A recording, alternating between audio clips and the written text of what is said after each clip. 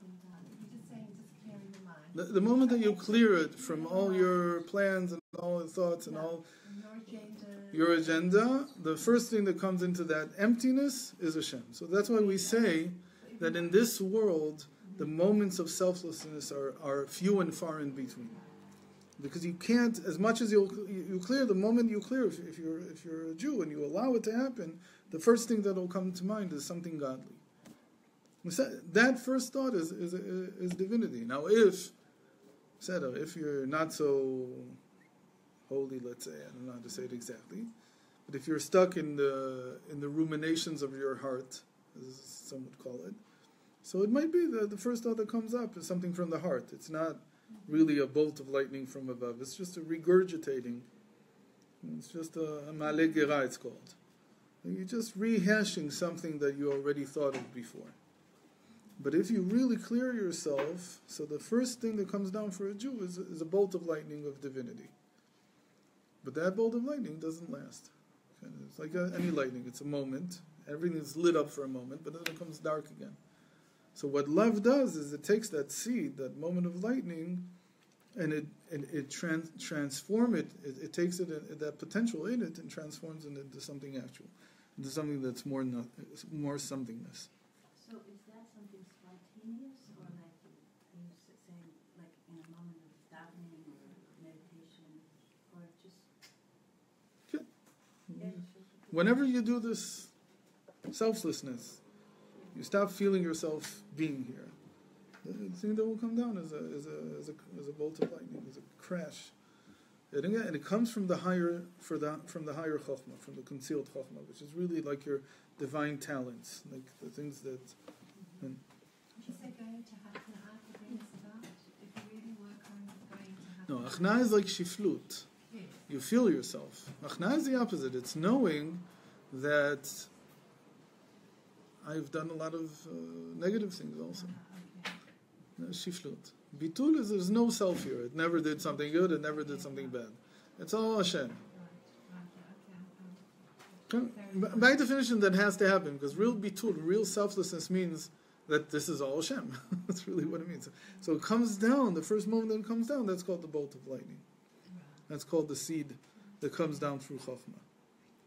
So these lightning bolts are in a state of pure potential, in need of development. So they're like a seed.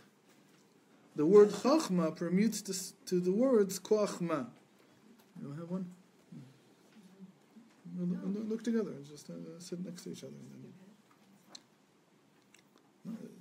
Look together. These instantaneous... Okay. It permutes to spell the words Koachma, which translates into the power or potential, the koach, the power of what? Of nothingness. So it's already something that came out of nothing, because it's already a power. It's already something. In the same way, he brings here that the word for thought is machshava, which also spells, should be like in a not even in parentheses, should be in a footnote. It's the same thing about machshava. The thought is like thinking nothingness. So really thought is like trying to hold on to the nothingness that came as a lightning bolt. Thought does the same thing. You can develop it in two different ways. You can develop it either through machshava as in bina. So you can develop it through the bina, or you can develop it through the ava.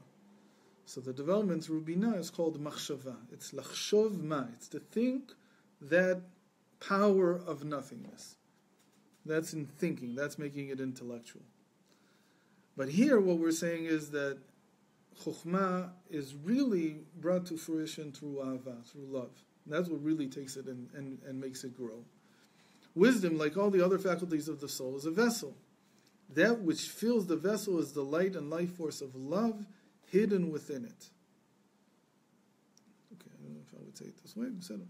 That's how we said it. The development of any thought, plan, or talent entails the inner awakening of love, which is needed to jumpstart the process of growth. Love is the flowering of the soul, and without it, all withers and dies away. So, like we said, it's like the water that you're pouring on this bolt of lightning, on this seed. Okay, so that's the first thing about love. That it fosters growth. But it also does two more things. And to understand the two other things, so we have to look at water a little bit more. So like he says here, two other major characteristics of love are revealed through its constant comparison to water. And we said that love and water are like parallel. The two aspects of water that establish it as an appropriate symbol of love are its property of adhesion, or what I called before cohesion, or attraction, that love attracts. There's a book, which I have to review because I haven't read it in many years, but I will.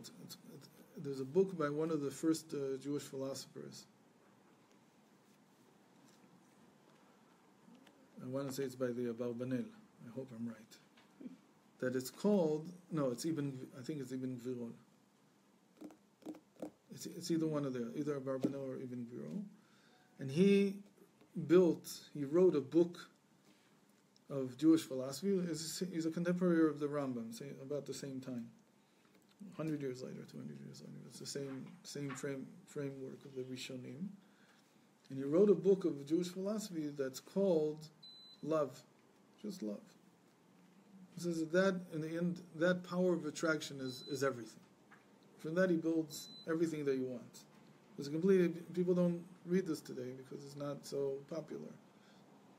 But if you talk about like somebody seeing that you could build everything on love, that was him. And he calls it more than anything the power of attraction. The power to bring things together. So that's one aspect of it. That love attracts. But why is it called here adhesion? Because really the word in Hebrew is devik. It's glue. It glues things together. It doesn't just attract them. It doesn't just bring them closer. It's much more than that. It glues them together. It makes them into one. One is equal to love. That's that. Okay. Water molecules do this. It's kind of they adhere. They cohese. The side of the right. is always And any higher liquid does. So we call this. There's a name for it, and it's measured in relation to water. All the liquids are measured in relation to water. But then the other one is, so this is what the water causes elements to cling together. The second one is its nature to descend. Now this is a little tricky. We say that water goes from a high place to a low place. So when you think about that, it's not the same thing as saying that water causes things to cohese, to become one. There, the water is an agent. When I say water causes two things to come together, so the two things are not the water. It might be that because of that, maybe water is also sticky, but it's not the two things that are coming together. So the same thing you have to say here. When I say water goes from a high place to a low place, I don't just mean that the water travels from a high place to a low place. It's not just saying that. I'm saying that when there's water, it causes something high to descend. It causes something that's supernal to become more corporeal, becomes more something in this world.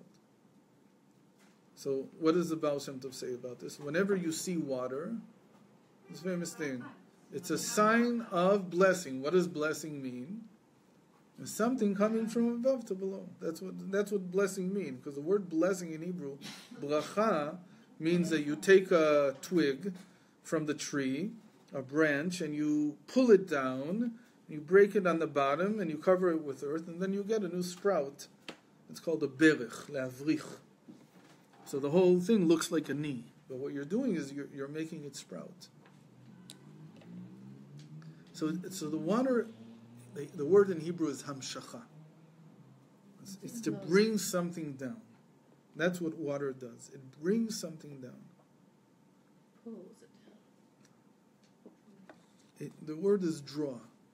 Hamshacha is like we usually translate it as to draw down.